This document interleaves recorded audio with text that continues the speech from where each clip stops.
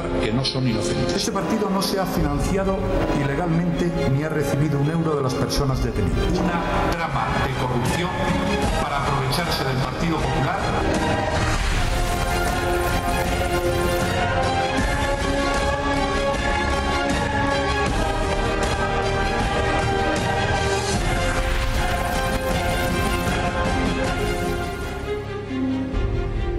Bueno, buenas noches, lo primero. Lo segundo, decía Mariano Rajoy en un acto para jóvenes en Sevilla ayer, en el PP no se porta nadie nunca mal. Pues parece que los hechos lo contradicen un tanto, porque el juez Eloy Velasco ha decidido enviar a prisión preventivamente al que fuera presidente del Partido Popular en la Comunidad Autónoma de Madrid, Ignacio González, el hombre que quiso dejar ahí Esperanza Aguirre. ¿Los motivos del juez Eloy Velasco para mandarle a la cárcel, Cristina? Muy buenas noches. Pues como decías, no podíamos olvidarnos en este repaso que vamos a hacer de los detenidos del que fuera presidente de la Comunidad de Madrid, Ignacio González, que está acusado de haber cometido presuntamente exactamente 7 delitos, que los vamos a ver. Entre ellos, pertenencia a una banda criminal, cohecho, corrupción en los negocios o blanqueo de capitales. Las diligencias declaradas secretas investigaban esos delitos, entre otros que todavía no conocemos por ese secreto de sumario. Si te parece, para conocer esos delitos vemos el origen. Muy bien, venga. Venga, pues tenemos que remontarnos hasta mayo de 2016, cuando Cristina Cifuentes informaba que habían aparecido algunas cuestiones anómalas relativas a diferentes etapas, precios y plazos del pago de la compra relativa a la que hizo el canal de Isabel II en noviembre del año 2003 de una empresa brasileña por un importe de 21 millones de euros, pero que casualmente, un año después, el valor contable descendía a 5 millones. Se trata de una compra que se hizo a través de unos pagos en cuentas suizas, que estaríamos hablando de unos 15 millones de euros que se pagaron allí, en Suiza. Por ello, esta vez el gabinete de Cifuentes puso todo esto en conocimiento de la Fiscalía para determinar si alguna de estas anomalías eran constitutivas de delito. Muy bien, pues resulta que ayer Edmundo Rodríguez Sobrino, el hombre que dirigía esas inversiones en América Latina, no solo en Brasil, porque las hay en Colombia, en Brasil, en Ecuador y en Dominicana, también ingresaba en la cárcel. Ingresaba con una orden del juez Velasco de prisión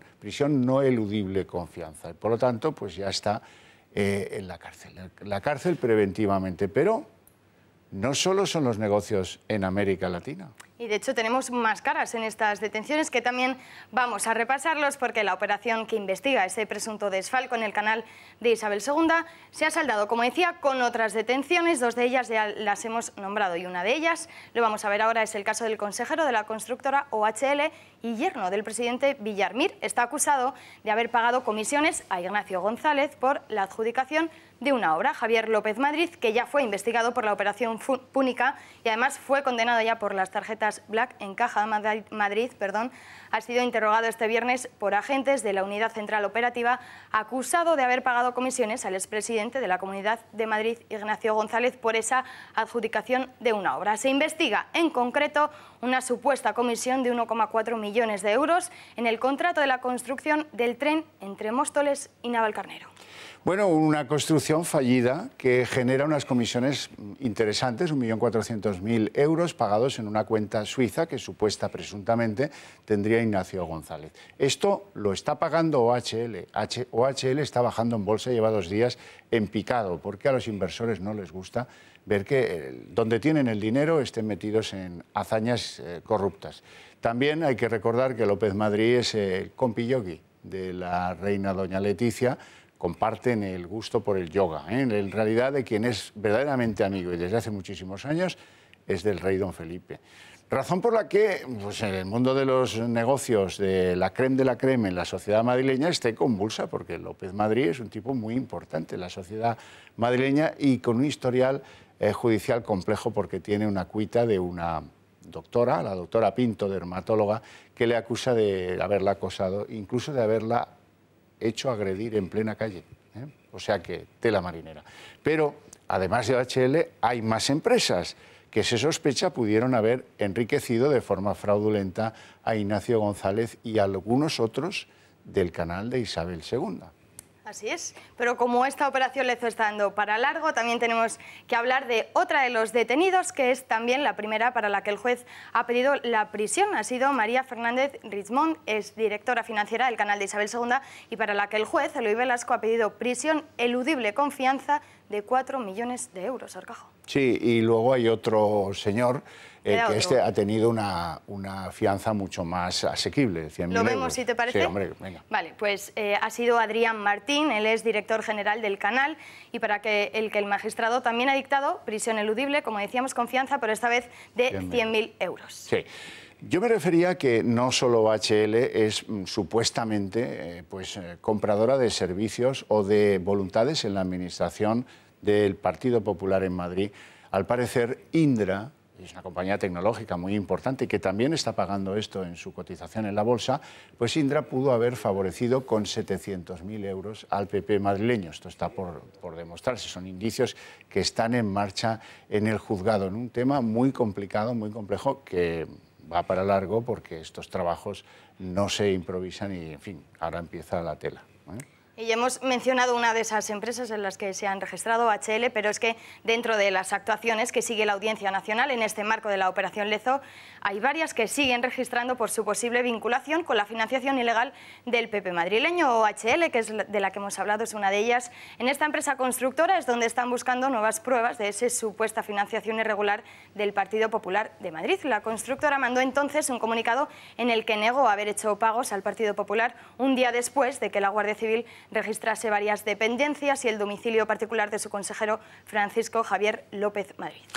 Además, esto ha subsidiado otras pequeñas causas, ya veremos lo que duran, todos son indicios, pero por ejemplo hay una que tiene que ver con las presiones, las coacciones que pudieron hacer dos mediáticos, Francisco Marhuenda y su jefe, el señor Mauricio Casals, respecto de Edmundo Rodríguez Sobrino, el que ya está en la cárcel, porque al parecer trataron de coaccionar con informaciones que lanzaba el periódico La Razón la voluntad de Cristina Cifuentes, que es la que llevó a la Fiscalía, como hemos dicho antes, estos problemas contables y este supuesto desfalco del dinero público hasta 23 millones de euros, 23 millones de euros de los madrileños que se pudo haber metido en el bolsillo alguien de la trama de Ignacio González. Bueno, como les digo, resulta que Marhuenda y Mauricio Casals presionaban a Cristina Cifuentes para que no tuviera problemas con la ley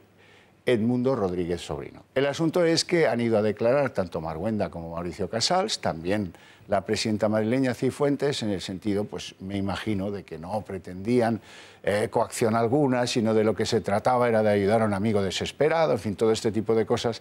Lo lamentable es que hemos podido leer las conversaciones y son muy difíciles de digerir, ¿eh? Son coacciones puras y duras que utilizan terminología muy mafiosa. Por ejemplo, el soldado es un soldado de los nuestros, es intocable. Esto ya es casi de Leon Nessi y los intocables, ¿no? Bueno, no sé si queda algo en el zurrón de los datos. Me quedan un par de empresas. Otra de las compañías que han señalado que están ofreciendo esa máxima colaboración es el caso de las instalaciones de Saerco, que también se han realizado ahí varios registros, y es la empresa que gestiona las torres de control de los aeropuertos. De algunos aeropuertos, el de Castellón está al frente de ella un antiguo dirigente del canal de Isabel II, Ildefonso de Miguel. Bueno, todo esto está a medias. Todo esto ha hecho llorar a Esperanza Aguirre y a mí, porque en todo esto hemos visto cosas que son indecentes e impresentables y que convendría arreglar. Lo de la corrupción es muy viejo. Desde el Lazarillo de Tormes para acá, me aburro. Todo esto ya lo hemos visto miles de veces. Pero es muy preocupante que las detenciones se sigan filmando. La Sexta lo hizo, la detención de Ignacio González estaba en los telediarios. Segundo, las conversaciones secretas de un sumario no puede ser que yo las conozca y que tú las conozcas. No puede ser, ¿qué país es?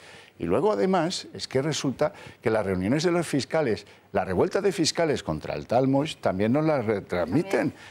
Oye, todo esto, ¿qué disparates? Y para colmo, el juez instructor Eloy Velasco, el día que tenía más trabajo en su juzgado, decide que a media mañana se toma unas horas para presentar un libro suyo, que es como decía Umbral, vengo a hablar de mi libro. Bueno, pues, qué disparate.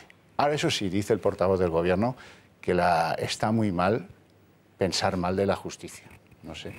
¿Tú crees que está muy mal? No lo sé. Yo creo que no nos queda más remedio, porque eso es lo que va a quedar, una justicia muy averiada, de la que no sé si merece la pena que nos fiemos demasiado. Bueno, creo que el relato es de ficción o de terror, como ustedes prefieran, pero había que hacerlo.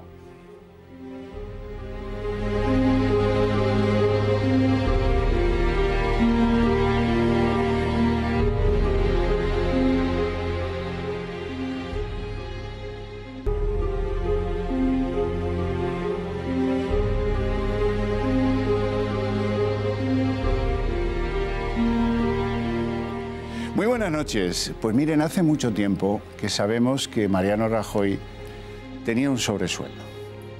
Sabemos que Mariano Rajoy recogía mediante ese método que exige necesariamente la condición de dinero negro unos 330.000 euros, más o menos.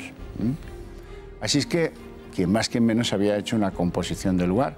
Sin embargo, esto que parecía atado y bien atado, como se decía antes, pues se ha desatado esta semana. Y resulta que Mariano Rajoy, que se las prometía muy felices, pues va a tener que ir a declarar en condición de testigo. Bueno, me dirán, en condición de testigo, lo que pueda aportar o lo que se le pueda olvidar hace que sea irrelevante. No, no lo es. Don Mariano Rajoy es el presidente del Gobierno de España. Que el presidente del Gobierno de España vaya a declarar como testigo en una causa de corrupción, a mí se me antoja compleja. Complicado desde todos los puntos de vista. Es verdad que, en fin, se puede eso torear, pero tal vez sí o tal vez no. Esa es la duda. La cuestión es que el tribunal que juzga el caso Gürtel ha cambiado de criterio. Lo que en principio parecía innecesario, que es la declaración de Mariano Rajoy, ahora se ha vuelto esencial y se le reclama. ¿Cuándo irá Mariano Rajoy a declarar al tribunal o cuándo irá el tribunal a la Moncloa a recibirle declaración? No sabemos, probablemente pasarán por delante muchos secretarios generales del PP, mucha gente importante del PP, pero ya está esa citación reclamada, ya no forma parte de las hipótesis, sino de lo que va a ser real dentro de unos meses. Y por lo tanto procede analizarlo porque esta era la cosa que pedía, 2 veces lo pidió, la Asociación de Abogados Demócratas por Europa. ¿Con intencionalidad política? Pues sí, pues todas las acusaciones populares tienen algo de intencionalidad política, tampoco vamos a ser ingenuos. Esto lo lidera Mariano Benítez de Lugo, que tiene pues el pasado que tiene, o Ledesma, o Sauquillo, hace más años. Esto es lo que es una asociación muy próxima al Partido Socialista, que finalmente pues ha visto como el tribunal decide que sí, que lo que ellos reclaman es justo y que lo va a tener en consideración. Bueno, a partir de ahí, pues muchos españoles dirán, oye, ¿esto exactamente qué es lo que es, no? Por eso hemos querido hacer este especial. Y para respondernos a algunas de esas consideraciones, tenemos aquí en el estudio a doña Bárbara Barón, periodista. Buenas tardes. Buenas tardes. Muchas gracias. Eso es. Don Joaquín Ruiz de Infante, buenas noches. Buenas noches. Usted es abogado y en la causa Gürtel defiende a don Luis Bárcenas. Así es. Muy bien. Don Marcos Molinero, buenas noches. También es abogado. En esta causa defiende a un asesor, en este caso a Pedro Ruiz Pendas. Correcto, Rodríguez Pendas. Rodríguez Pendas, perdón. Y don Fernando Valls, periodista de La Información. Buenas noches también. Buenas noches, Javier. Bueno, pues si les parece, vamos a ver un vídeo en el que les recopilamos lo nuevo de la situación para Mariano Rajoy. ¿Qué es el caso Gürtel? Como todos ustedes saben, es una trama de corrupción cuyo líder es este que ven, el empresario Francisco Correa. Según la Fiscalía, el entramado que formó se enriqueció ilícitamente con fondos públicos 10 años, desde 1999 hasta 2009. Sobornaba a cargos del PP con dinero, comisiones y regalos a cambio de la adjudicación de contratos para sus empresas y las de otros. ¿Y saben qué significado tiene la palabra Gürtel? En alemán es Correa. ¿Cómo se destapa el caso? En En 2007, José Luis Peñas, exconcejal del PP en Majadahonda, denunció el caso llevando al juzgado unas grabaciones que salpicaban a Correa y 2 años más tarde, en 2009, Baltasar Garzón ordenó las primeras detenciones. Un proceso pilotado por él, el mismo Garzón, que tal y como destapó en exclusiva al Grupo Intereconomía, se fue de caza con el exministro de Justicia, Mariano Fernández Bermejo, mientras varios de los imputados se encontraban incomunicados en los calabozos de la Audiencia Nacional en ese mismo año 2009. ¿Quiénes están implicados? Clara está la cifra: 37 imputados. Francisco Correa, el líder de la trama. La Fiscalía pide para él 125 años de prisión. Pablo Crespo, exsecretario de organización del PP en Galicia y número 2 de Correa, piden 85 años y medio. Álvaro Pérez, alias El Bigotes, responsable de la sucursal de la Gürtel en Valencia, 5 años y 2 meses. Luis Bárcenas, ex tesorero del PP, que utilizó sus influencias con altos cargos, para él 42 años y medio. Alberto López Viejo, ex consejero de Deportes y ex viceconsejero de Presidencia de la Comunidad de Madrid, para él piden 46 años. Jesús Sepúlveda, ex alcalde de Pozuelo, 15 años y 4 meses. Y su mujer, la exministra de Sanidad, Ana Mato, que no está acusada, pero podría haber sido partícipe a título lucrativo, ya que se beneficiaba de lo que pillaba su marido sin preguntar su procedencia. La trama Gürtel, una operación que enfrenta al PP al mayor juicio por corrupción de toda su historia. Bueno, balón al suelo, como decía aquel. No sé si los letrados tienen alguna consideración o algo que precisar de lo que han oído hasta ahora. Si no, vamos al siguiente episodio. El siguiente episodio es como... Yo precisarías, claro, si no te importa. Por supuesto. Y ya sé que se me va a ver el hecho de que soy abogado defensor. Tal. Hasta el día de hoy, yo particularmente, durante todos estos años, particularmente solamente he visto hipótesis, ocurrencias, suposiciones, pero pruebas encima de la mesa, pruebas concluyentes, pruebas que puedan refutar. Todos estos señores todavía son inocentes. Sí, todavía son inocentes. La publicidad del juicio es la que tenemos ahora. Pero pruebas de efectivamente, más allá de las declaraciones de los coimputados, que puede tener un valor, yo no he visto. Y menos en una gran parte, aquí esto se divide, los acusados, no imputados, como decía el reportaje, se dividen en 2.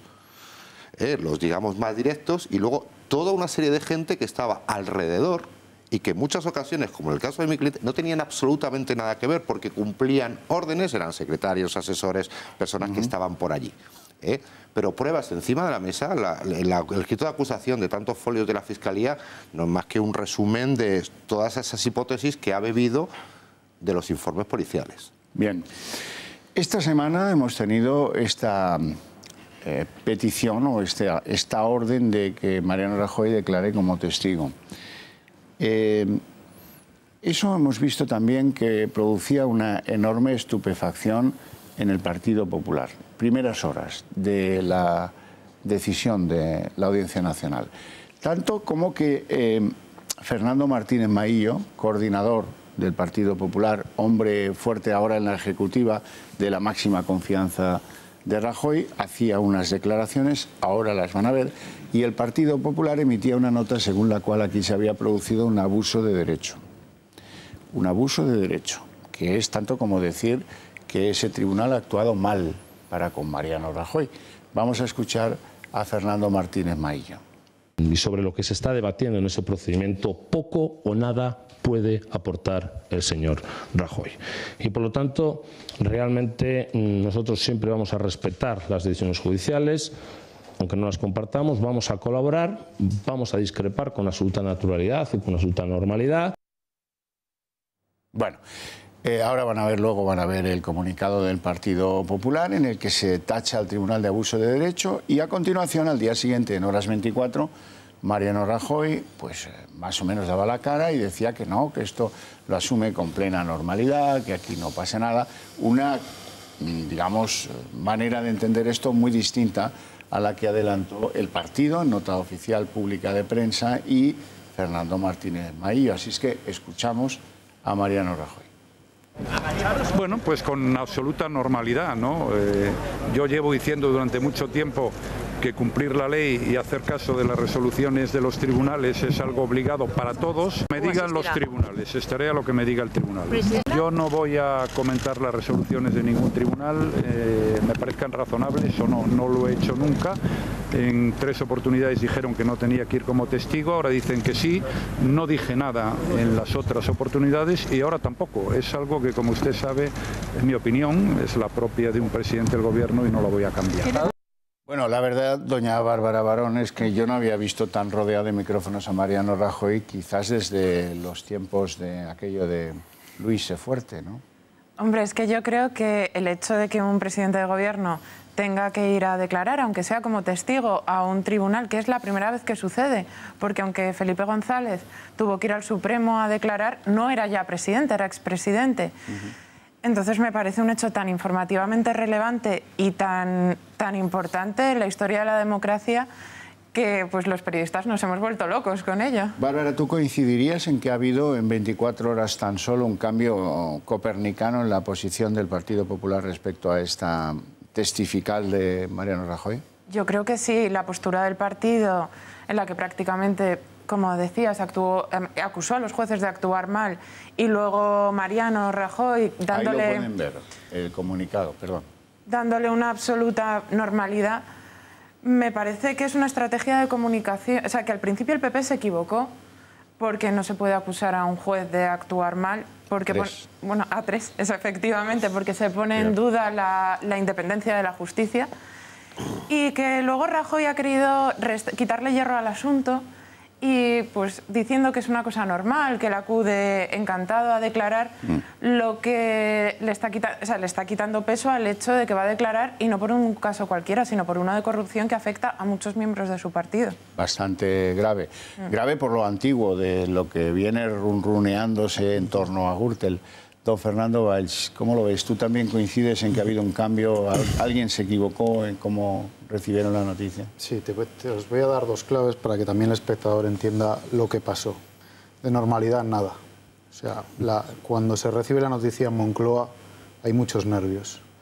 Yo hablé con varias personas del equipo del presidente y... No lo esperaban. Y el shock era bastante grande. No lo esperaban. Esperaban que alguien... Me daban el nombre de varias personas del Ministerio de Justicia o del Consejo del Poder Judicial amarrara eso. O sea, de normalidad, nada. Hay 2 comunicados en realidad, Javier. Ese, el que hemos visto en pantalla, el del Partido Popular, pero previamente hay uno de Moncloa en el que afirman que guardan respeto a las decisiones judiciales. Te cuento algo que no conoce la gente. Cuando la secretaria general del PP, María José de Cospedal, lee ese comunicado de Moncloa, estalla. Y abro comillas, califica de basura, por decirlo suave, ese comunicado, y exige hacer uno más fuerte contra los jueces, contra los 3 jueces. Y es cuando sale el segundo comunicado del PP, ya de Génova, mucho más fuerte, digamos, ¿no? O sea, hay de nuevo un pulso entre Moncloa y Génova. Al día siguiente es cuando se producen las declaraciones de Rajoy ante los periodistas, declaraciones que nadie esperaba. Es decir, Rajoy en estos casos siempre se ha ocultado. No hace falta que hablemos del plasma, pero siempre se ha ocultado a Moncloa y nunca ha hecho declaraciones. Que salga al día siguiente expresando normalidad, cotidianidad, no es normal, no es normal. Se queda esa apariencia, pero no la ha habido.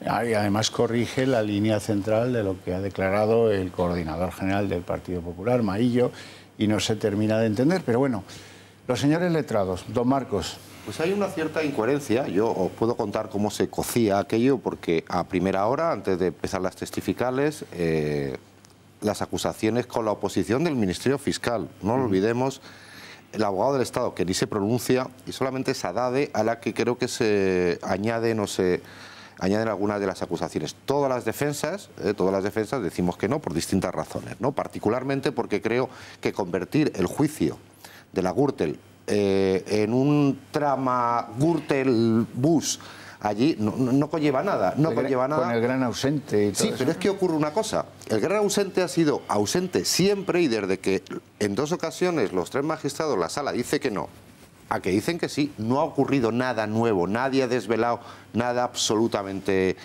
nuevo. Don Luis Bárcenas ya había declarado en varias ocasiones, todos los testigos habían declarado y nadie había implicado un conocimiento del presidente del gobierno. En los mentideros, bueno, pues eso se ocurre a primera hora y empezamos las testificales. Es más, llegamos a un receso y los magistrados no se habían pronunciado.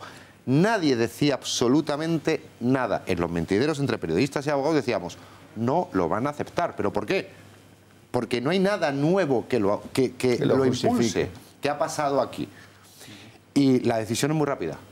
Bueno, muy rápida, digo, a las 2 o 3 horas, simplemente por mayoría, que no por unanimidad, con lo cual podemos suponer los abogados quiénes han sido los que han votado que sí y cuál ha sido el que no, pero todavía no tenemos la resolución que motive por qué en 2 ocasiones no y ahora sí. La reacción del gobierno, hombre, yo creo que al final han sabido sacar pecho y decir, bueno, pues mira, ya que estamos en esta situación, por lo menos voy. Sería muy extraño que lo hiciera desde Moncloa con una videoconferencia, en todo caso tendría que ser desde el despacho del Partido Popular o, como él ha dicho, bueno, pues si tengo que ir, iré. Vamos también a esperar la resolución para saber por qué ese cambio de criterio. Bueno, don Joaquín Ruiz. Sí, a mí lo que me preocupa particularmente es que al final no sabemos para qué va a declarar, es decir, con relación a qué hechos va a declarar, porque al final estamos hablando de un procedimiento que ha sido desgajado en numerosas piezas y la pieza que tenemos aquí es una pieza pues que realmente yo no entiendo qué relación pueda tener ahora mismo el señor Mariano Rajoy con esa pieza en concreto.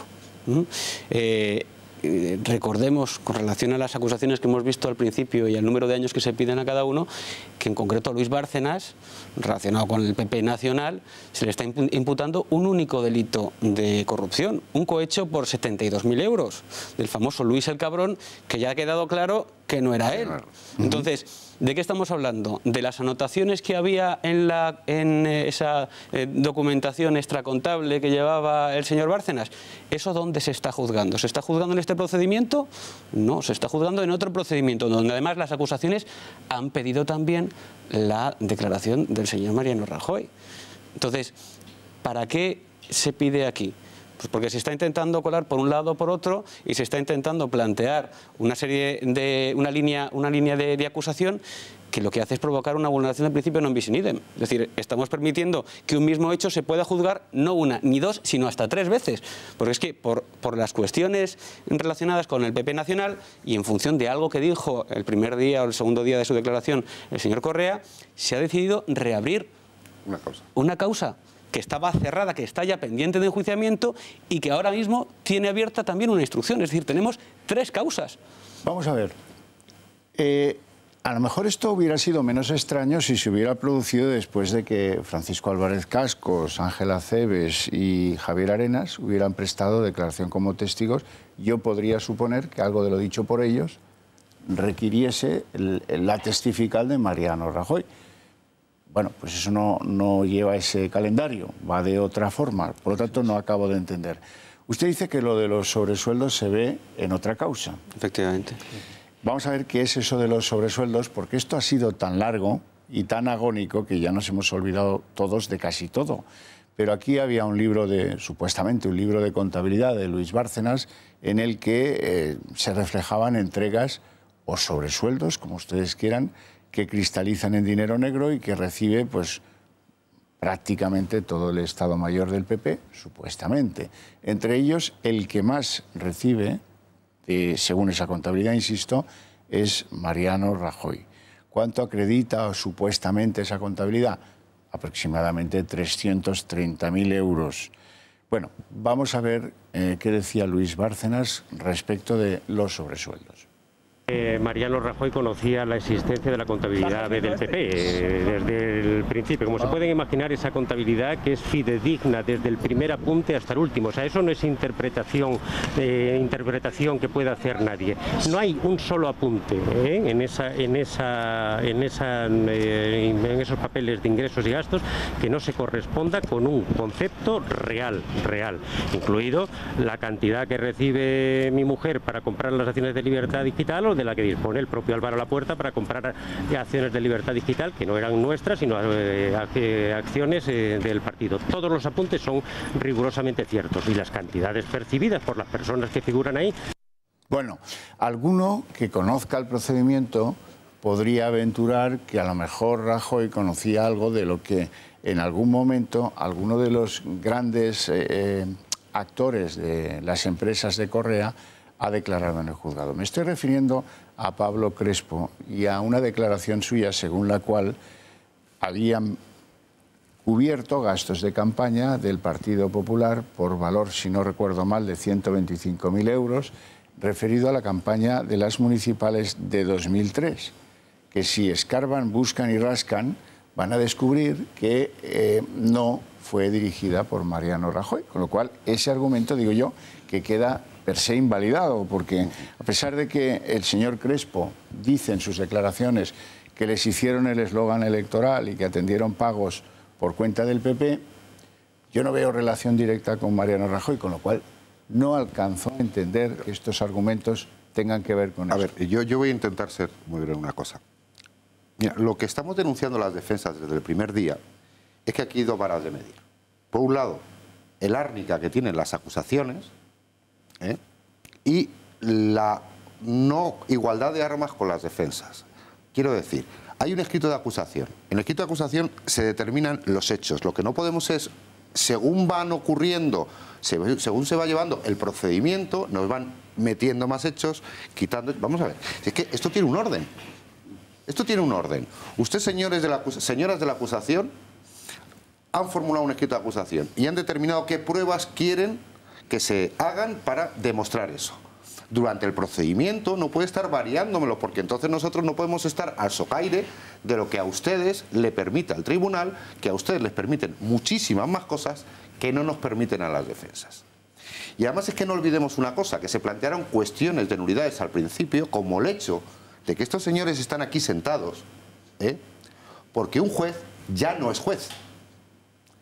Entonces, ¿se refiere usted a Baltasar Garzón? Me refiero a don Baltasar Garzón.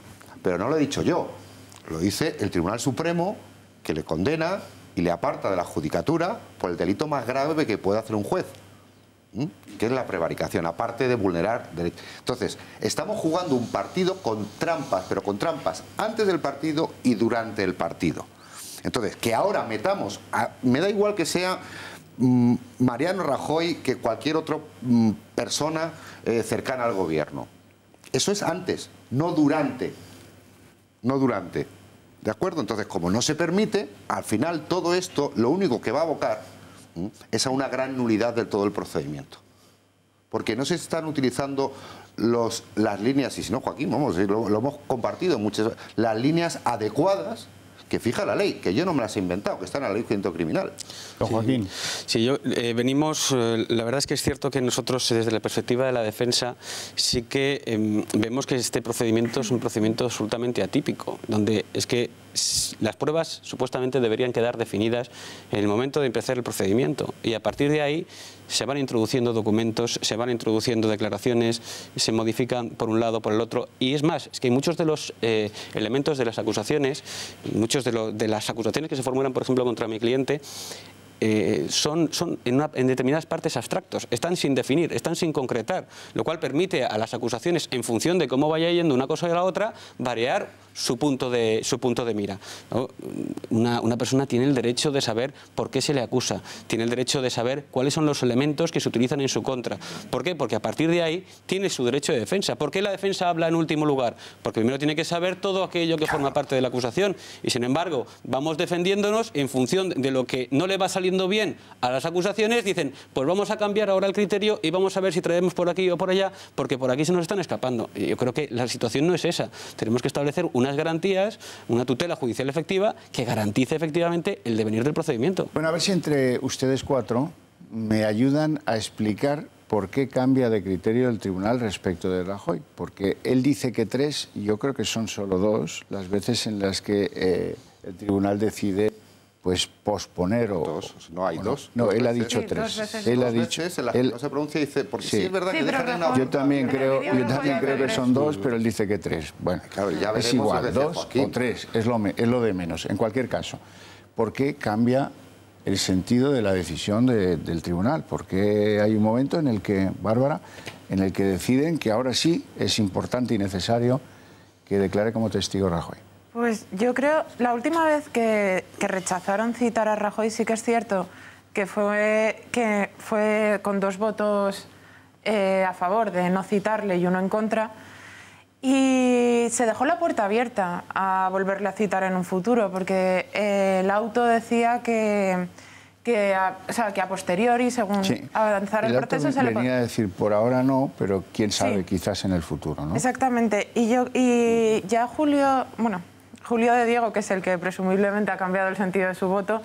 yo no lo sé. No, yo bueno, interpreto. Solo juegan 3, así es que nos podemos equivocar solo 2 veces. Ya cuando se citó a la plana mayor del PP a declarar el próximo junio, él votó a favor de que declararan y, de hecho, el juez Hurtado emitió un documento explicando por qué él consideraba que no debían ir.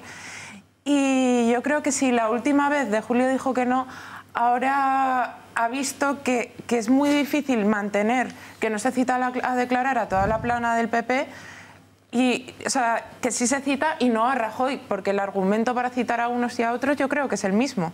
Entonces, o no se cita a ninguno o se cita a todos. Y también yo creo que hay un sector más progresista dentro de los jueces, de la Judicatura y de la Fiscalía, que ha metido presión en este sentido. Que ha metido presión en este sentido. Es que es lo que no debería ocurrir. Vamos a ver. Es que esto es un procedimiento judicial que tendría que ser aséptico, independientemente de que el señor Rajoy fuera del PP, del Partido Socialista, de Podemos, tal. O sea, los testigos no se citan en función de su vinculación política, sino de su conocimiento directo de los hechos. Es lo último que queda en la justicia española, que no lo deciden los partidos políticos, entonces. No, es que no deberían de decidirlo. Bueno, otra cosa es la realidad, pero yo digo lo que debería de ser y lo que estamos además proponiendo en la defensa, porque si no esto es un debate político. Esperanza Aguirre fue a hablar de su libro. Llevó su libro impreso y contestaba las preguntas hablando de su libro. Pero en cambio tenía... Como Eloy Velasco, por cierto. Sí, claro, y tenía... En cambio, fue acompañada de su, no sé si es jefa de prensa, que está imputada en la púnica. Sí. No destituye en su momento a Alberto López Viejo, porque no sé qué, pero sigue, o sea, sus varas de medir... Tal. Pero es que esto no es un juicio político. ¿O queremos que sea un juicio político? No, ¿Les cambiamos las reglas? No. Si es un juicio político, cambiamos las reglas. Pero no podemos arrastrar lo que estamos arrastrando. Hay unas reglas procesales. Yo por lo menos es lo que estudié. Mal, poco y alguna vez copié. Pero coño, eso me lo he aprendido después de 26 años. Sí, Fernando Valls. En el PP no se explican cómo se puede citar a Rajoy. Yo creo que la tercera vez que se refiere a que el juez Ruz, el instructor, declinó llamarle a declarar como testigo. Entonces es la tercera vez que ocurre. O sea, hasta 3 veces ha rechazado. Yo creo que se refiere a eso. No se explican, sobre todo porque Abogacía rechazó, Fiscalía rechazó, todo el mundo había rechazado. Y yo he hablado con gente cercana al abogado del PP, que no es malo, precisamente, el que tiene el PP. Fue exfiscal, además. Y no se lo puede explicar, es decir, cómo ha pasado esto, cómo se le ha podido escapar esto. La reacción, bueno, la primera, la que hemos comentado, ¿no? La de vamos a asumir que tiene que declarar sí o sí, y vamos a intentar colaborar, pero no encuentran explicación a cómo la única, y se apuntaba en las últimas líneas del comunicado, esa trama, si se puede decir esa palabra, de fiscales, de miembros de la Judicatura socialistas que intentan hacer la vida imposible al PP. Eso es algo que lleva circulando en el PP mucho tiempo. Siempre hay semanas horribilis para el PP. Y ¿Cómo es el día a día en el caso Gürtel de la Asociación de Abogados Demócratas por Europa? ¿Es un día a día activo? ¿Están a lo que les conviene? ¿No existen?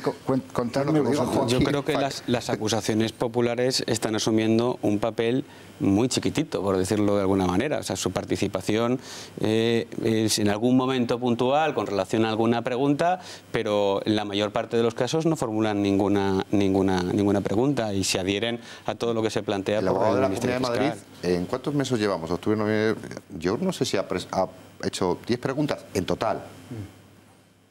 Totalmente de lado. Y los de Haddad, salvo pedir que vaya el presidente del gobierno, han hecho... Bueno, entonces me imagino que esta Asociación de Abogados Demócratas por Europa estará dando volteretas, ¿no? La mejor campaña publicitaria se le ha hecho. Bueno, está claro, pero, ¿no? Efectivamente. Pero a mí me gustaría saber qué le vamos a preguntar o qué le van a preguntar a Mariano Rajoy. O sea, de verdad, es que me da igual que sea Mariano Rajoy del Partido Popular, como si es el que fuera. ¿Qué le van a preguntar? Que es un testigo que tiene que conocer los hechos. Y es que, vamos, ¿y qué va a decir? Sí, yo conocía que...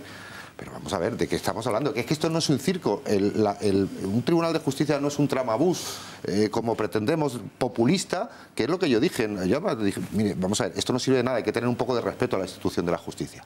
Ya estamos bastante haciendo juicios paralelos y con filtraciones y con un montón de cosas, como para que además esto lo convirtamos. El otro día cuando fue Esperanza Aguirre, fue un auténtico circo.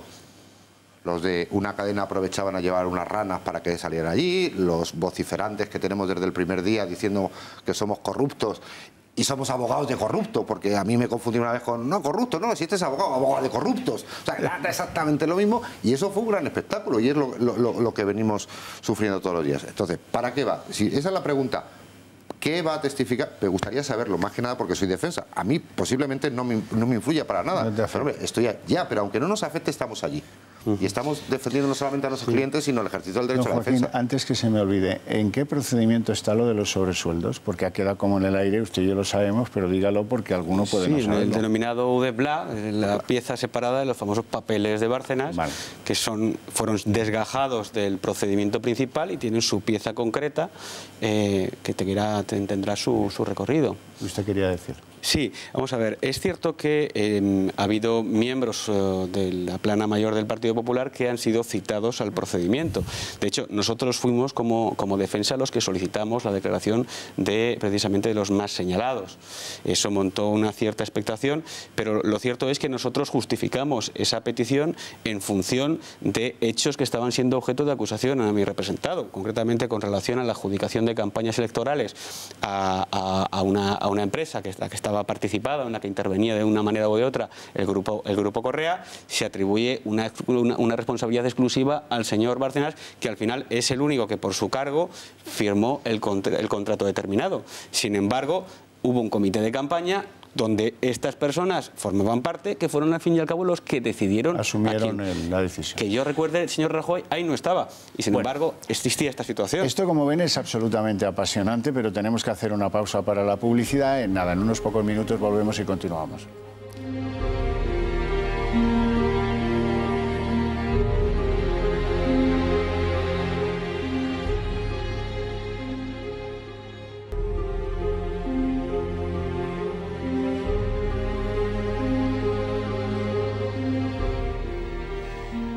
Bueno, de todo esto que acontece en la Audiencia Nacional hemos querido echar mano del conocimiento de una persona que, por llevar muchísimos años como fiscal en esa Audiencia Nacional y ahora ejercer la abogacía y sentirse mucho más libre a la hora de valorar actuaciones, pues conoce muy bien a cada uno de los personajes.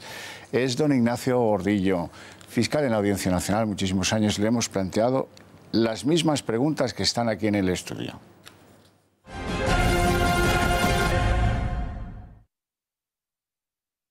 La citación del señor Rajoy como testigo en el caso Gürtel, desde mi opinión, es totalmente innecesaria. Primero, porque testigo es de unos hechos que él parece ser totalmente ajeno y tampoco ha sido testigo directo ni testigo de referencia. Y en segundo lugar, porque de ser citado como testigo, la ley le permite, como en otras ocasiones ha hecho, el que declare por escrito.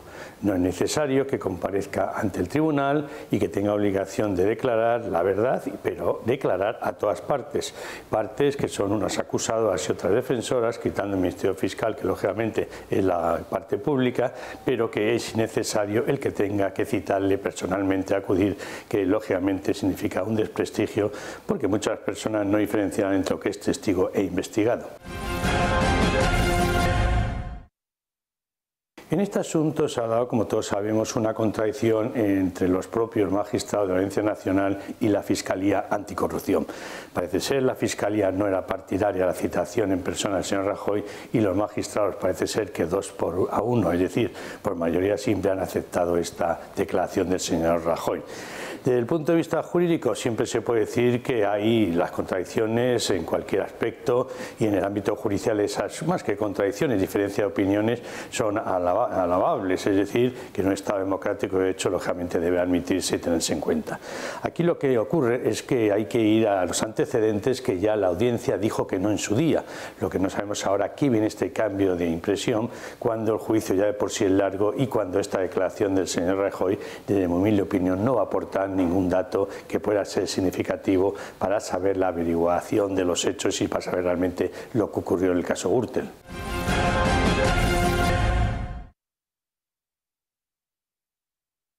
Como estamos en un estado de hecho, en cualquier procedimiento pueden prosperar ante el Tribunal Supremo a través del recurso de casación o incluso luego en el recurso de amparo ante el Tribunal Constitucional en su caso, cualquier motivo o causa de nulidad. En este caso yo creo que el Tribunal ha sido normalmente escrupuloso, ha venido rechazando todas esas posibles causas de nulidad, por lo cual es muy difícil que se puedan plantear.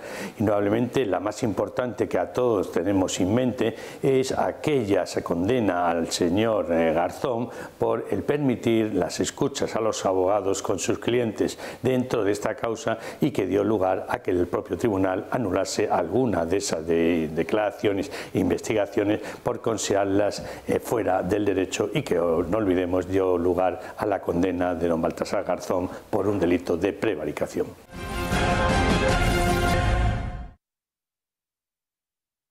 Yo conozco personalmente a los tres magistrados y mi opinión de ellos desde el punto de vista jurídico es realmente admirable, jurídicamente personas de un gran prestigio y una gran profesionalidad. He trabajado con ellos durante muchos años en la Audiencia Nacional y lo debo decir sin ningún género de dudas. Pero sin embargo yo creo que cuando vemos este cambio de opinión sobre este tema y cuando vemos que en ocasiones aparecen las ideologías políticas por encima del aspecto jurídico, a mí es lo que me preocupa, porque hace unos meses se dijo que no era necesario esta comparecencia al señor Rajoy como testigo, lo que me preocupa ahora es que haya cambiado intentando modificarse esa situación cuando en otras ocasiones, ante otras personas, no se ha hecho esa declaración de testigo directamente.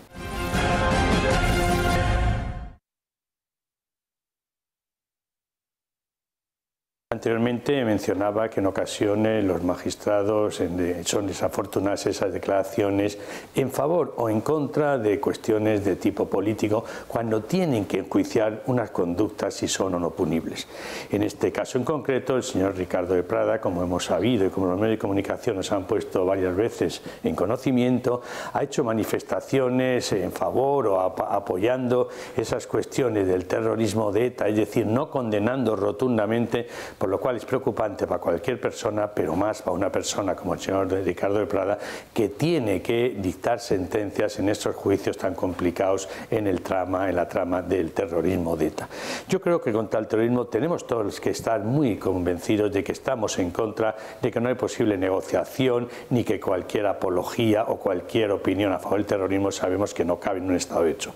Por eso las declaraciones del señor de Prada, es decir, magistrado de la Audiencia Nacional, normalmente son desafortunadas, están fuera del todo el contexto jurídico y como magistrado de la Audiencia Nacional, de mi humilde opinión, debía él de haberse abstenido en estas causas, puesto que creo que no es la persona más oportuna y más idónea para dictar sentencias en contra o a favor de los miembros de una banda terrorista cuando están enjuiciándose unos hechos de una enorme gravedad. Bueno, don Fernando, venga. Hay un detalle muy importante que ha dicho el fiscal, el antiguo fiscal Gordillo, y es el de la imagen de ver a Mariano Rajoy en un tribunal. Rajoy es testigo, no hay ninguna causa, no va a ser juzgado por nada, pero eso el españolito medio no lo sabe diferenciar. Y la imagen que va a quedar es la de Rajoy declarando a la Audiencia Nacional. Bueno, tenemos que decir que cualquier testigo con, digamos, el cargo de presidente del Gobierno puede pedirle al tribunal que vaya a la Moncloa a tomarle declaración allí.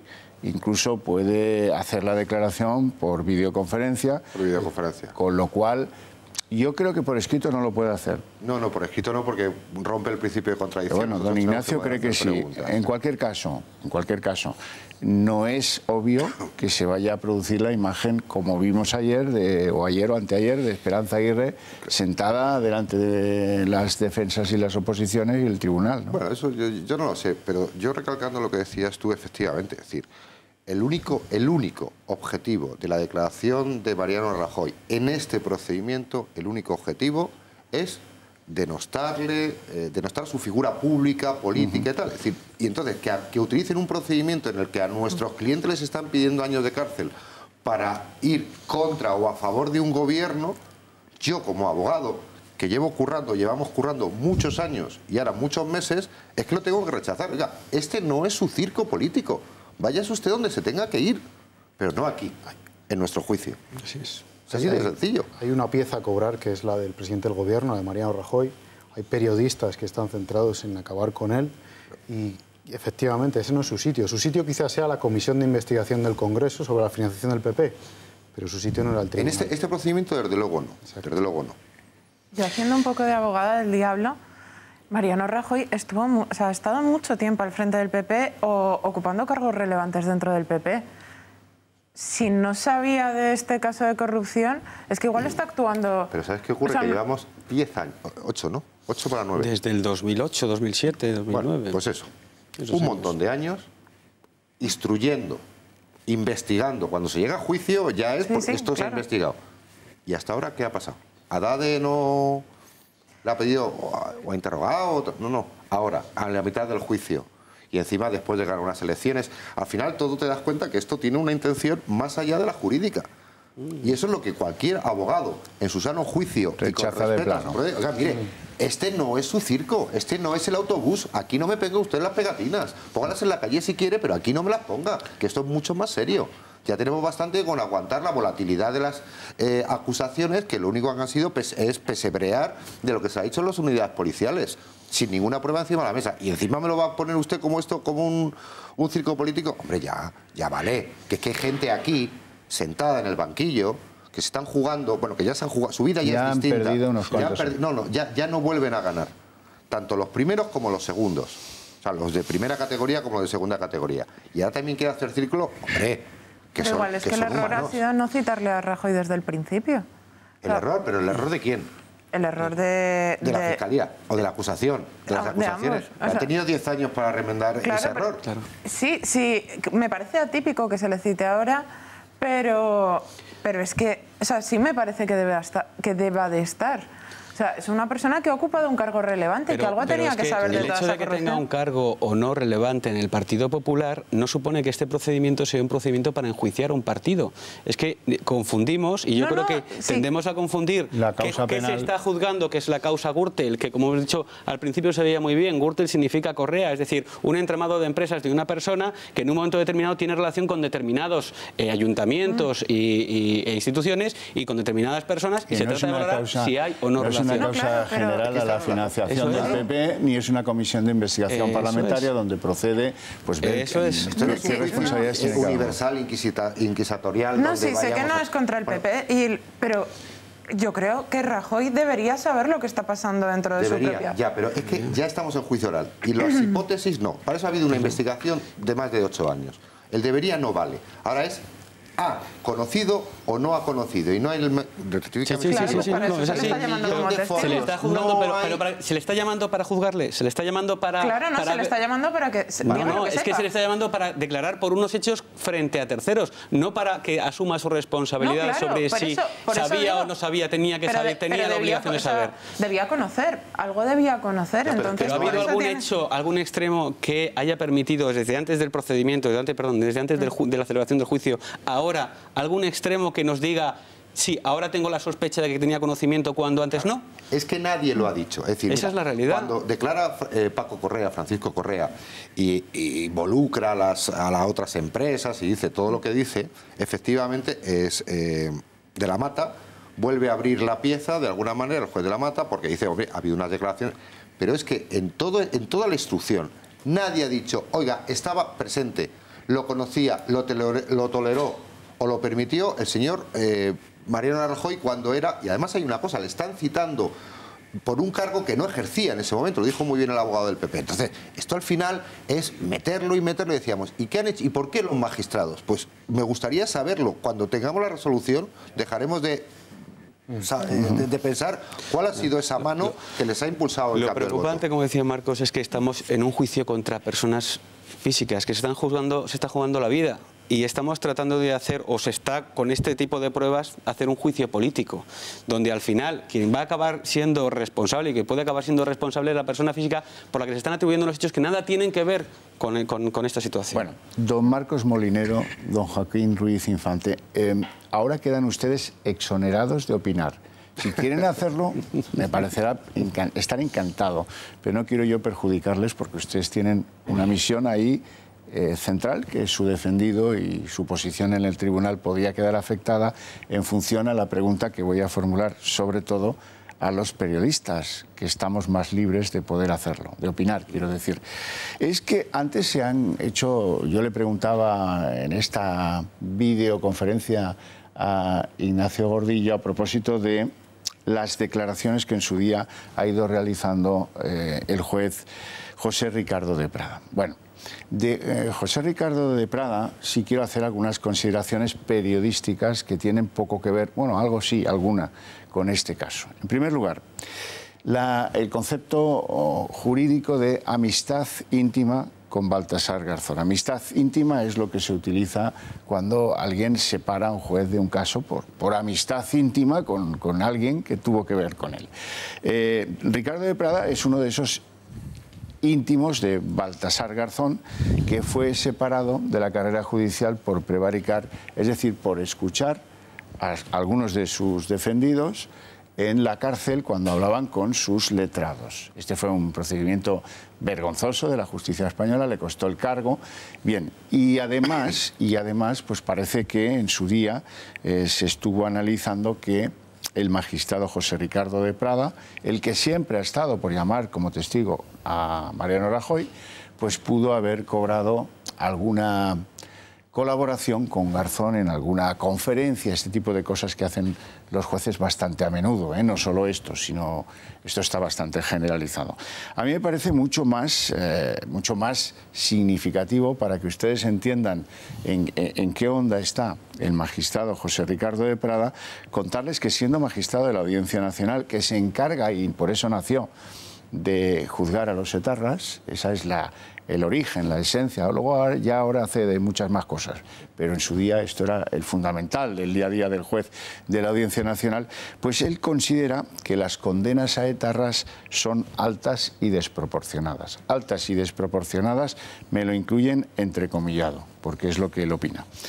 También reclamó y llamó mucho la atención en su día la libertad para la abogada Arantxa Zulueta, procesada por ser la líder, presunta líder, claro, todo esto es presunto, del Frente Carcelario de ETA.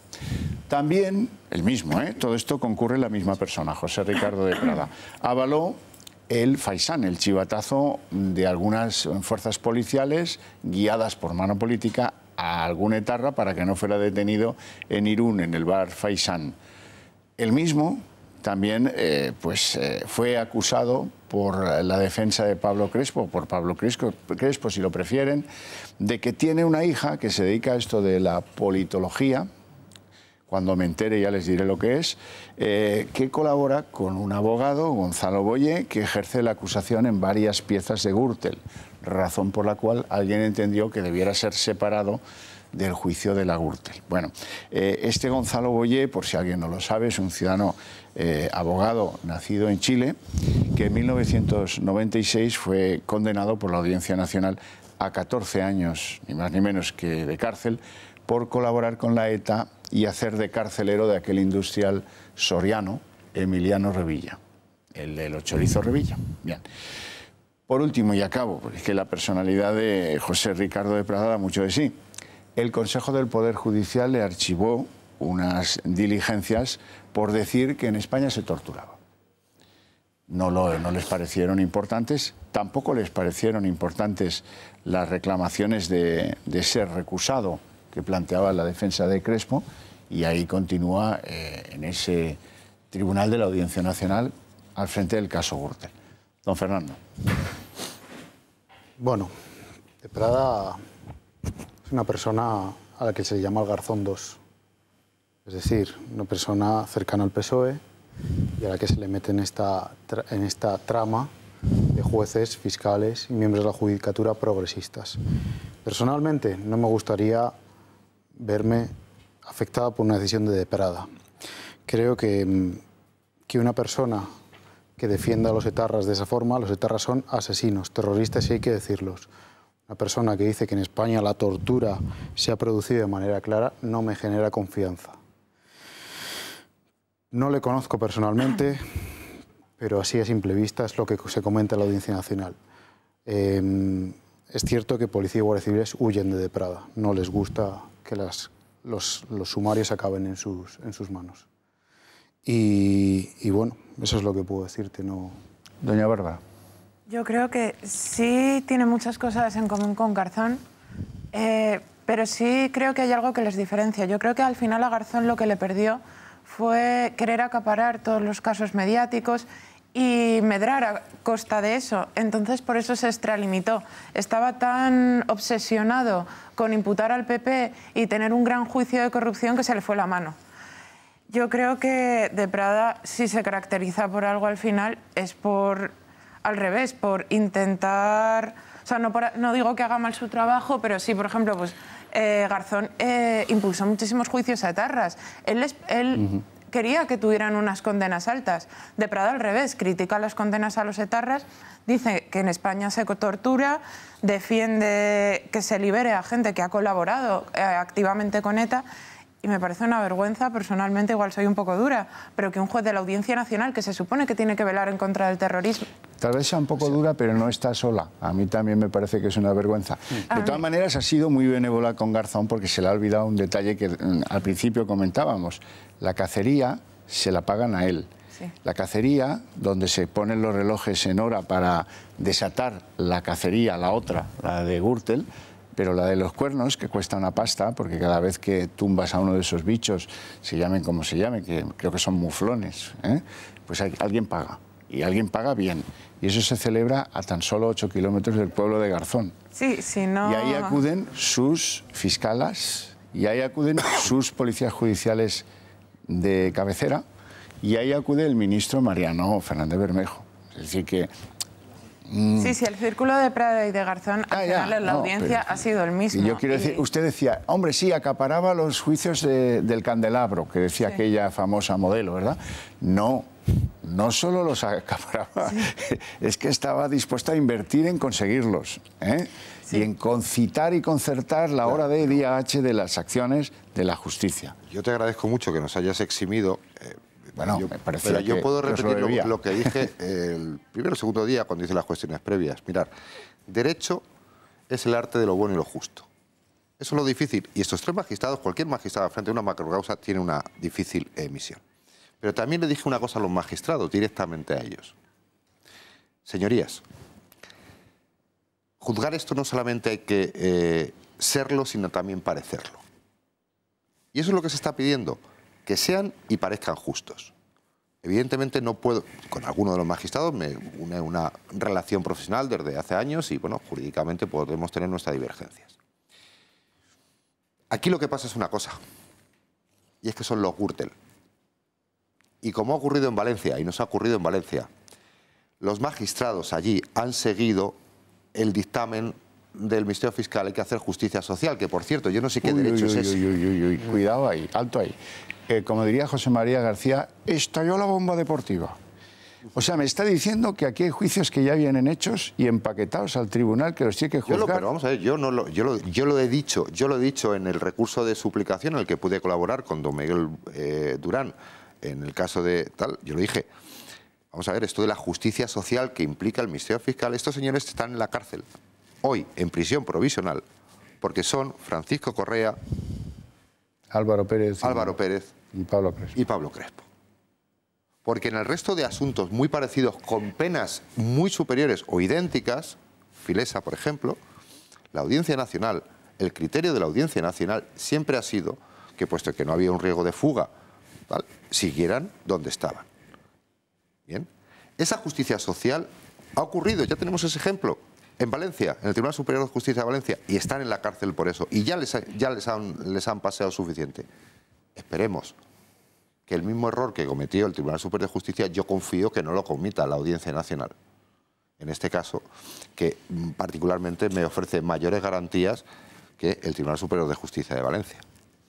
Don Joaquín. Sí, yo, en todo caso, yo respeto profundamente a los 3 magistrados que componen la sala. Creo que están haciendo un trabajo muy complicado, muy difícil, y están en una posición ciertamente compleja. Es decir, no creo que este procedimiento, juzgar este procedimiento y estar ahí todos los días, sea fácil para nadie.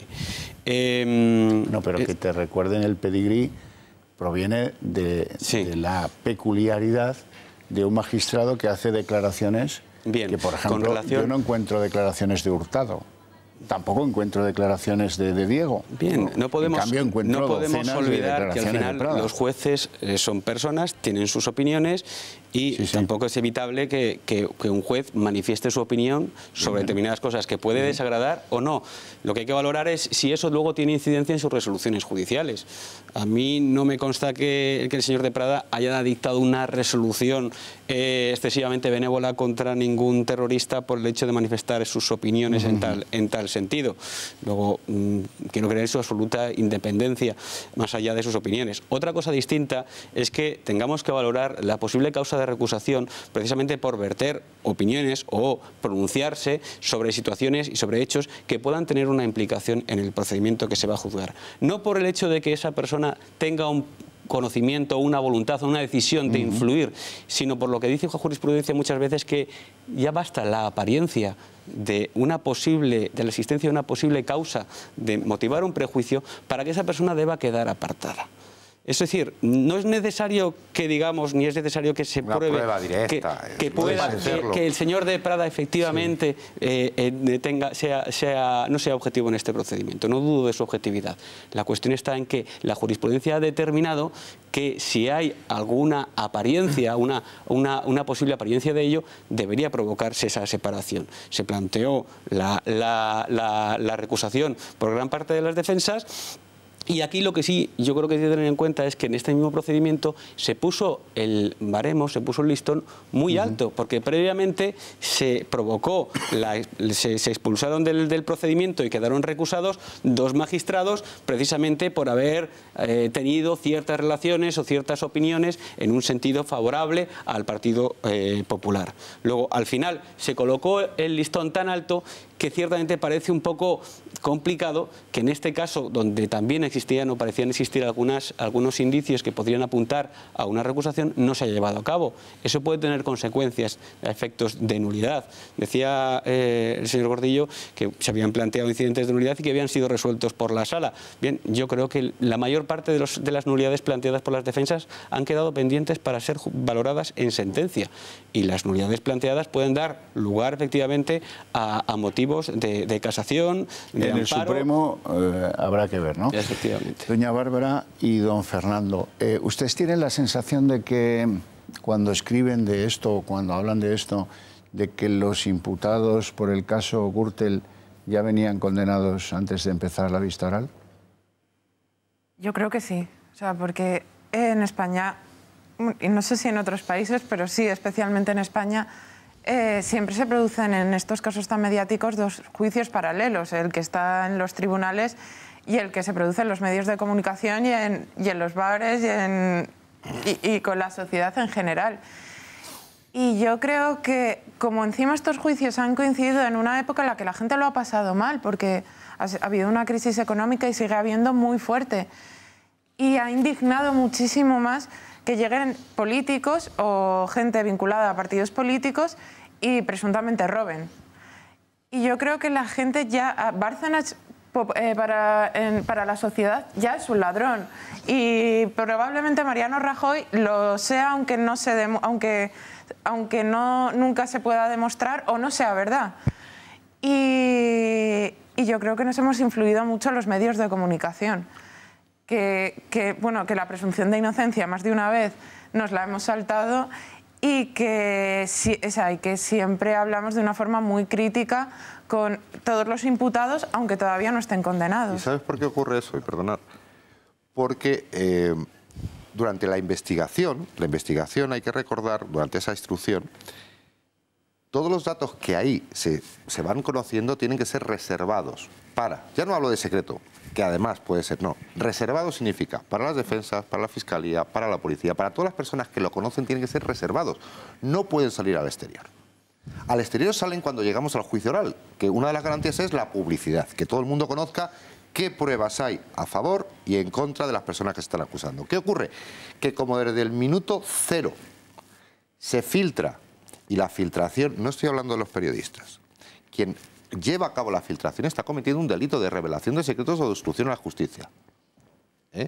Se filtra, nos ponen los papeles, y no me refiero a los de Bárcenas, los papeles de la instrucción y todos juzgamos, vamos juzgando y cuando llegamos al juicio oral tenemos formada nuestra propia opinión en función de lo que dicen o nos han querido traducir. Es decir, estamos intoxicados antes de llegar al juicio oral. Y estos señores están condenados, pero no porque los jueces sean... O sea, no estoy hablando de la prevaricación, no. Es porque están condenados públicamente. Y luego tenemos fiscales como la señora de Valencia que dice, estos señores tienen que ir a la cárcel por justicia social. Mire, señora, la justicia social para el Ministerio de Asuntos Sociales. Aquí estamos hablando de derecho.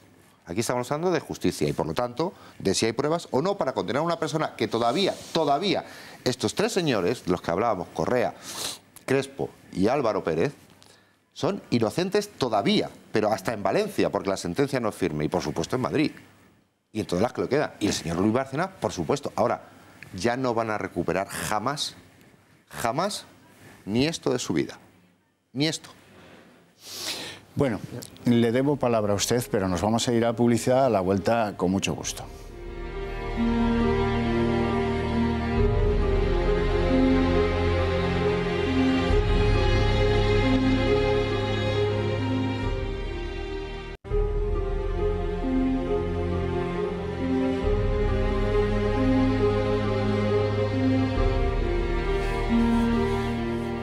Bueno, en esta casa los debates procuran ser muy honestos. Don Fernando, me debe usted una explicación, como decía Pepe Isbert. Usted cuando escribe del caso Gürtel tiene una configuración de que ya está bastante concluido la suerte de los imputados. Yo no puedo estar de acuerdo con mis compañeros de tertulia. Vamos a ver, los periodistas escribimos en base a informes policiales, informes de la Guardia Civil, en base a resoluciones judiciales, a autos, no nos inventamos nada. O sea, hay pruebas, hay indicios, y estamos hablando de gente, si es cierto que no, la rama valenciana de la Gürtel, por ejemplo, en la sentencia no es firme, pero bueno, han tenido que ingresar en la cárcel. Es decir, algún indicio de criminalidad habrá. Del caso Gürtel, pues estamos hablando de una contabilidad en B, estamos hablando de sobornos, estamos hablando de que una ministra tenía un coche de alta gama en su garaje y no lo sabía, supuestamente. Es decir, es normal que un españolito medio que ha pasado por un periodo complicado económicamente, que quizá su familia esté en paro, que no encuentre trabajo su hijo, pues tenga una opinión. Ahora, de ahí a que un juez dicte sentencia basándose en la opinión de la sociedad o lo que ha dicho un telediario, yo no me creo eso. No. Pero, perdón un matiz, yo no estoy hablando que durante el juicio, te estoy diciendo que durante la investigación todo lo que está ahí es reservado. Y entonces llevamos 8 años, más allá de las partes que estamos dentro, conociendo y por lo tanto especulando, suponiendo lo que dicen las unidades policiales que publicaban sus propios informes antes de que nos llegaran a los propios abogados. Otra cosa es ahora, que estamos en un juicio que es público. Yo no digo que no opinemos, por supuesto, y se supone que los jueces son lo suficientemente asépticos y profesionales como para hacerlo. No, te estoy diciendo, con lo cual, cuando llegamos al juicio ya les tenemos juzgados. Ya no sobra el juicio público, es decir, el juicio inquisitorial, la exhibición pública la hemos hecho durante todo el tiempo que dura la instrucción, que son 10 años en este caso. Claro que tú puedes opinar sobre por qué están o dejan de estar en la cárcel los señores de Valencia. Claro que se puede opinar. Hombre, faltaría más. Estamos en un país democrático y precisamente como estamos en un país democrático hay una garantía que es la tutela judicial efectiva y la igualdad para todos ante la ley. Y estos 3 señores, siendo todavía inocentes y sin un ápice de riesgo de fuga, están en la cárcel única y exclusivamente por un concepto que se han inventado, que es el de justicia social. Y eso es ilegal. Y eso es injusto y eso es un delito. ¿Ya está? Es cierto, es delito, pero esto ha pasado siempre. Vamos a ver, esto se soluciona con la sentencia, el fallo. A la infanta Cristina la hemos condenado todos. Todos hemos dicho, a Urdangarín lo mismo. Finalmente la sentencia ha absuelto a la infanta. ¿Tú crees que a la infanta le van a devolver algo de todo el honor o todas las suposiciones que le hemos hecho? ¿Le van a devolver algo? Estoy de acuerdo en que no, en que la hemos puesto todos los españoles verde. Pero ¿sabes por qué? Está absuelta. Porque hemos conocido la instrucción y se nos ha filtrado la instrucción de forma interesada. Bueno, pues la culpa ahí yo si no hubiera ocurrido eso y hubiéramos sido espectadores del juicio, espectadores del final. O sea, nadie... Es como si nos filtraran todos los entrenamientos del Real Madrid, del Barça y no sé qué, no sé cuánto, pues al final pondremos todas las alineaciones. ¿Por qué no da las alineaciones? Oiga, porque soy yo el que las hace a puerta cerrada y luego usted es el espectador en el partido. Pues esto es lo mismo. En el caso de Valencia no hemos esperado a jugar el partido de vuelta. Ya nos han metido en el banquillo y ya nos han metido en la cárcel. Directamente. A machacar. Directamente. Pero déjeme jugar el partido de vuelta. Por lo menos.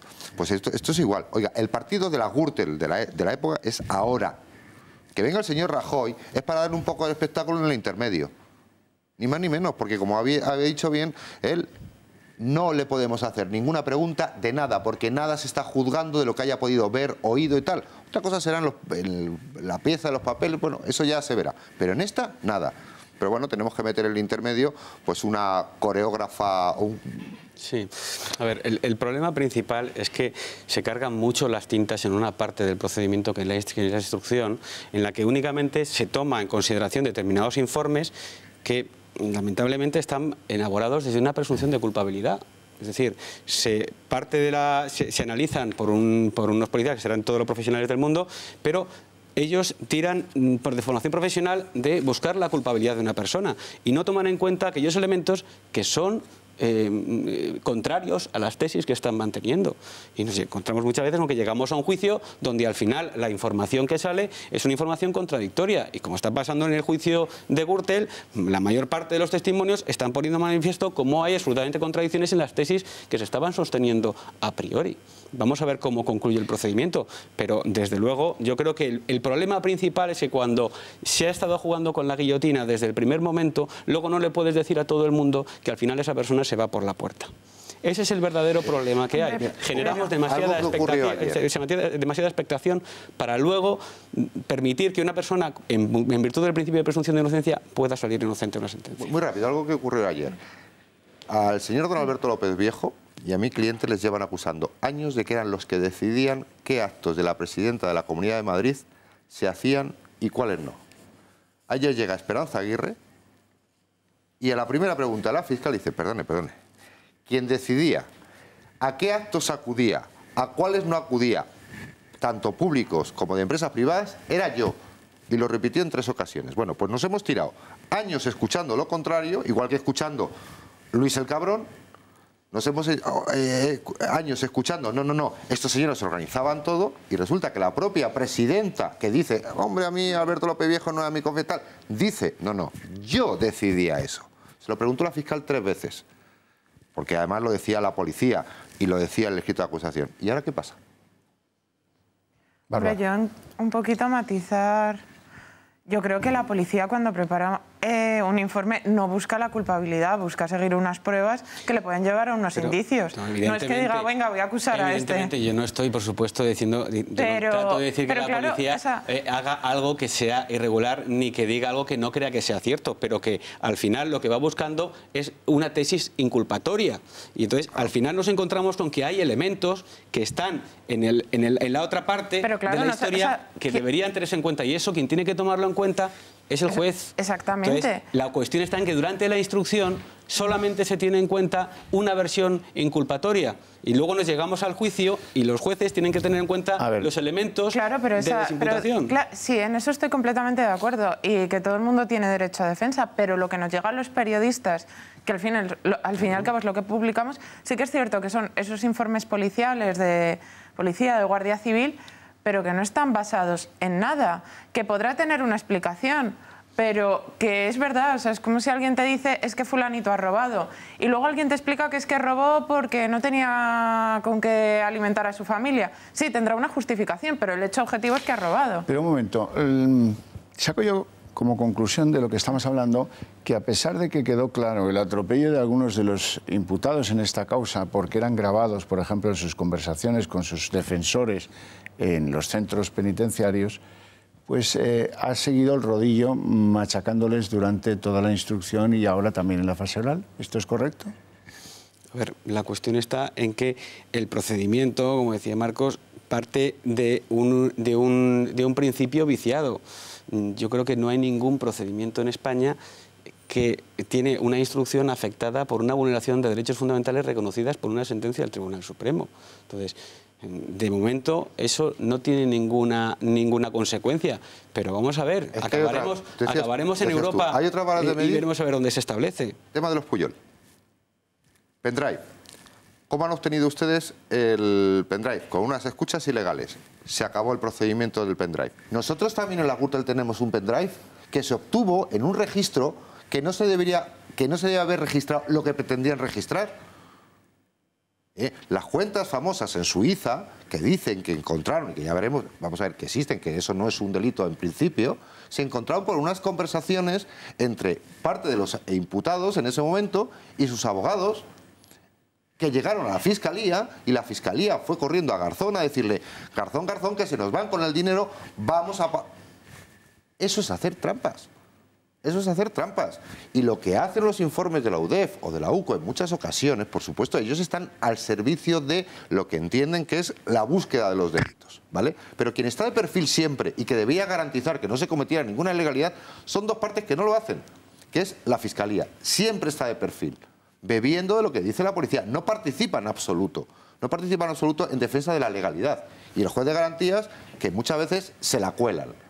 Y en el caso de Garzón, a Garzón no es que se la colaron, es que él...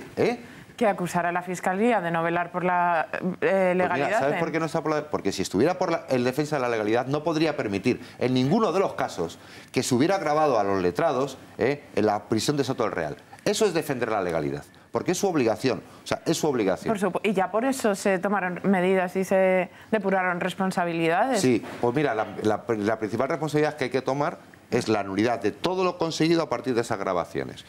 No hay una gran parte del caso Pujol por esas nulidades. La Audiencia Provincial de Madrid está harta de decir que la obtención ilícita por parte de la unidad policial, y no son una, son muchas sentencias de pruebas ilícitas, vicia de contenido todo el juicio. Y supone, ahora mismo tenemos, creo que salía hace poco, además una compañera, Miriam Requena, defendía esta tesis, una red de prostitución china. Están las prostitutas, está la red, es decir, los hechos están ahí. Igual que cuando hablamos de narcotráfico, lo dicen, está la droga. Pero es que la policía, para llegar a estos señores, ha cometido delitos. Pues estos chinos se van a su casa con su red de prostitución absueltos. Absueltos porque la policía ha cometido una ilegalidad. Pero eso son reglas. Claro. O sea que lo que funciona para un caso de delincuencia común con una mafia china, cuando se emponzoña de política en España, es otra historia. Hombre, no está emponzoñado. En cualquier otro procedimiento, rectifícame, en cualquier otro procedimiento se habría acabado con Garzón fuera de la judicatura. Esa es mi opinión. Pero no, quiero decir que la ponzoña, el sesgo de no apreciar nulidad en algunas cosas o de no aceptar algunas pruebas o de exigir mayor rigor en cuanto a la obtención de las mismas, si el asunto tiene un bis político, es distinto de si no lo tiene. Bueno, nosotros es lo que estamos viendo. Yo no sé si lo tiene o no lo tiene, pero desde luego... La cuestión está en que realmente este caso, teniendo la particularidad que tiene, yo estoy convencido que muchos de los supuestos, si no fueran personas públicas, mediáticas, políticas, quizá determinadas medidas no se adoptarían de otra manera. Pero eso ha pasado en este procedimiento y en otros procedimientos donde hay figuras mediáticas. El famoso caso de la Pantoja, cómo ingresó en prisión con una pena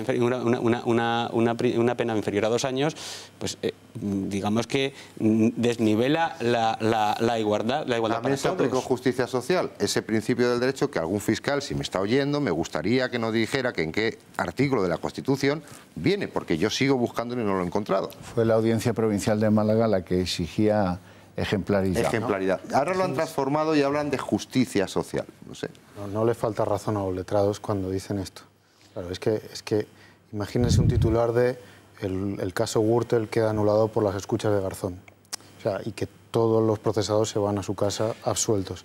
Eso sería... Bueno, tengo mucho interés en conocer la opinión de don Miguel Durán, que no podía estar aquí esta noche. Buenas noches, señor Durán.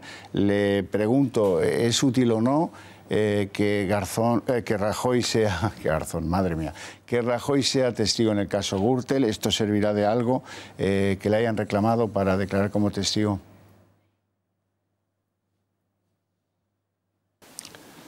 Pues muy buenas noches, Javier, a ti y a toda tu audiencia. Aquí estamos en noche sabatina, pero trabajando porque se acumulan las cosas para un humilde profesional como yo y tengo que usar incluso estas horas tan inapropiadas. Pero bueno, con permiso de mi mujer estoy aquí haciendo lo que puedo. Yo no le encuentro ninguna razón especial para la comparecencia en calidad de testigo del señor Rajoy a estas alturas del procedimiento. El señor Rajoy ha sido reiteradamente pedido en cuanto a su condición de testigo por parte de esta asociación vinculada al PSOE. Y siempre se les ha denegado. Y también lo volvieron a solicitar hace ya un tiempo en el transcurso de esta vista oral. E igualmente el tribunal no lo consideró oportuno. Yo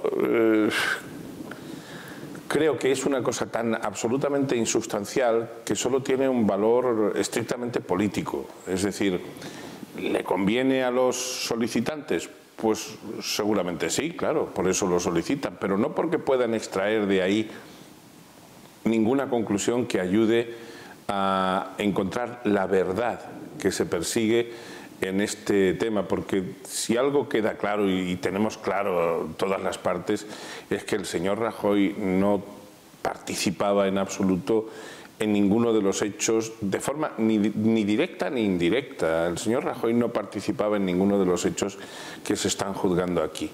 Esto tiene mucho más que ver, repito, con el interés político de esta asociación vinculada al PSOE que con la búsqueda de la verdad. Por eso a mí me parece que es una estricta frivolidad procesal lo que se está haciendo. Es algo que, como digo, no va a añadir absolutamente nada. Y bueno, sí tiene el morbo de coger a un presidente y llevarlo a declarar ante un tribunal. Bueno, pues vale, pues hasta ahí.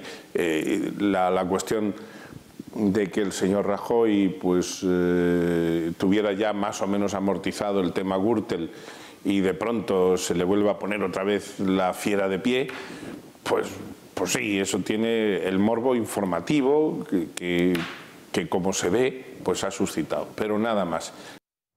Bueno, y el momento en el que se produce, ¿no es un poco tarde con la vista oral tan corrida? Pues no, a la vista le queda todavía mucho recorrido.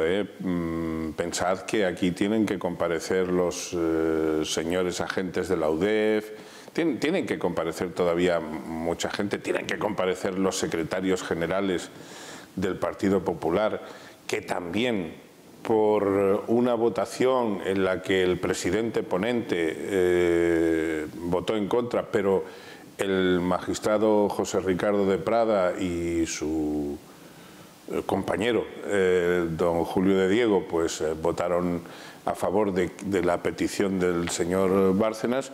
Van a comparecer pues los señores Arenas, Cascos, Rato y Acebes, creo recordar. Entonces, lo que habrá que ver aquí es cómo está la agenda del presidente para conciliar o para ver cuándo viene el presidente, si antes de sus secretarios generales o después. Yo creo que vendrá después, esa es mi impresión, pero no sé, esta cuestión ya es una cuestión que tendrán que administrar ellos. La verdad es que eso va a ser todo un circo y yo pienso que este juicio ya es de por sí demasiado circense, está demasiado politizado, y lo que me preocupa a mí como jurista es que este tipo de movimientos, de estas acusaciones populares, ponen en riesgo la pervivencia de la propia institución de la acusación popular, porque lo que se pone de relieve es que la acusación popular se usa con fines estrictamente políticos. ¿Qué piensa usted del tribunal y por qué recusó a De Prada? Bueno, pues como tales magistrados son personas que tienen una trayectoria indiscutible desde el punto de vista de su formación jurídica, nada que objetar a ese respecto.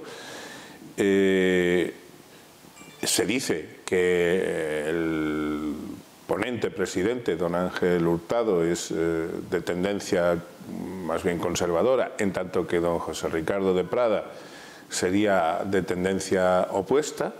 Eso es lo que se dice en los medios de comunicación. Y bueno, y hay detalles que en el caso de José Ricardo de Prada pues nos llevaron a nosotros a recusarle. Seguimos convencidos de que don José Ricardo de Prada no tendría que estar juzgando este caso, porque don José Ricardo de Prada está incurso directamente, entendemos, en alguna o algunas de las causas de recusación contenidas en el artículo 219 de la LOPJ, pero por aquellas cosas tan extrañas que a veces ocurren en los juicios que tienen este relumbrón, que tienen esta trascendencia, pues se cargaron a don Enrique López y a doña Concepción Espejel por recusación de otros, que no nosotros, claro, que sí lo hicieron por razones estrictamente políticas, y en el caso nuestro, en donde el señor de Prada es claramente un amigo confeso del señor Garzón, del ex magistrado Garzón, y que ha declarado en público a favor de que el señor Garzón no tendría que haber sido apartado de la carrera judicial. Claro, es que fue apartado Garzón de la carrera judicial por una querella, entre otros, de mi defendido. ¿Qué imparcialidad va a tener este señor, el señor de Prada, para juzgar a mi defendido, al que él puede considerar directo responsable de que su amigo Garzón no esté ya como juez? Entonces, bueno, aparte nosotros denunciamos en su día que podían existir vinculaciones entre el señor de Prada y algún nítido representante de acusaciones populares, por haber trabajado una hija de este magistrado con algún abogado de la acusación popular. Bueno, todo esto la Sala de la Audiencia Nacional no lo consideró suficiente. Curiosamente, en esa votación, digo esto porque es conveniente que la gente sepa que sí existe politización. Claro que existe politización en la Administración de Justicia cuando se trata de estos juicios. Yo lo siento mucho, supongo que escocerá lo que estoy diciendo, a más de uno le escocerá.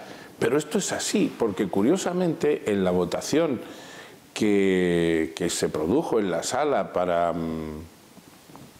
valorar nuestra recusación al magistrado de Prada, pues de los llamados magistrados conservadores no asistió ninguno. Todos eran de lo que se dice que es signo más o menos próximo al recusado. Bueno, pues no deja de ser curioso. Yo no sé cómo valorará estas cosas el Tribunal Supremo. La verdad es que esta causa Gürtel está tan llena de nulidades, de supuestos que para mí son claramente demostrativos de nulidad, que si alguna vez, como espero, el Tribunal Supremo, el Tribunal Constitucional o el Tribunal de Estrasburgo decreta la nulidad de las actuaciones, luego vendrán los llantos, el crujir de dientes, la gente se rasgará las vestiduras y dirá: no, si ya lo sabíamos, si esta gente se tenía que ir de rositas. De rositas de momento no se van, porque la pena de banquillo la tienen y la pena de prisión, algunos la están cumpliendo anticipadamente y de manera ilícita, creo yo, ¿no? Dígame, ¿por qué están en prisión Crespo, su defendido, y los otros dos de Gürtel? Pues porque un tribunal, a mi juicio también de forma injustificable, el Tribunal Superior de Justicia de Valencia, ha anticipado el cumplimiento de una condena no firme y les ha metido en prisión. Es decir, esta es una condena provisional, hecha, repito, por un tribunal a uno de cuyos magistrados yo también recusé por vinculación directa con el Partido Socialista Obrero Español de Valencia. Y bueno, tampoco el propio tribunal no quiso saber nada de esa recusación. Ya veremos qué dice el Tribunal Supremo. Y bueno, pues este tribunal, que a mi juicio, por tanto, no era imparcial, ha venido demostrando a lo largo del juicio esa parcialidad con un trato absolutamente asimétrico entre las defensas y el Ministerio Público. Y finalmente la sentencia pues demuestra eso, que es como si el tribunal y nosotros hubiéramos estado en un juicio diferente. Y la expresión más evidente de esa parcialidad del tribunal es no ya el rigorismo, sino la exacerbación de su actuación inmisericordia para con tres de los condenados, que son el señor Correa, el señor Crespo y el señor Álvarez, a los que ha metido en prisión. Sin condena firme, los mete en prisión, simplemente porque dice que hay riesgo de fuga. Mire, de verdad, si no fuera porque estamos hablando de un tribunal y de cosas tan importantes, sería para, como dicen los jóvenes, para partirse la caja de risa, ¿no? Bueno, muchas gracias, don Miguel Durán. Y muchas gracias también a todos ustedes, doña Bárbara Barón, gracias a ti, don Marcos Molinero, don Joaquín Ruiz Infante y don Fernando Valls. Gracias. Espero que esto haya servido para colmar todas sus preguntas a propósito de por qué tiene que ir Rajoy a declarar como testigo en el caso Gürtel. Gracias y buenas noches.